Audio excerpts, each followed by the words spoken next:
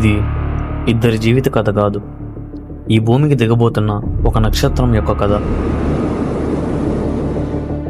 ఒకడు ఆదిత్య, దేవుని శక్తి మరియు సైన్స్ పవర్ని బాగా నమ్మేవాడు. అతను నమ్మకం ఎవరూ తప్పించలేరు. లోకాన్ని కాపాడడం కోసమే పుట్టిన మనిషి. ఈ లోకం కోసం అతను తన ప్రాణాలనైనా వదిలేయడానికి సిద్ధం.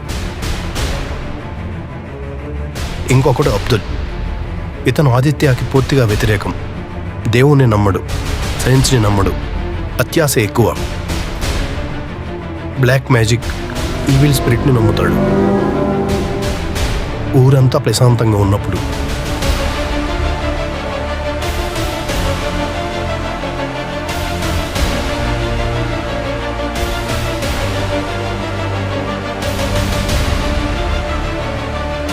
ఈ ఇద్దరు మనుషులు కలిసిన రోజు, ఆ సమయం, ఆ నిమిషం, ఆ క్షణం, అది సాధారణం కాదు.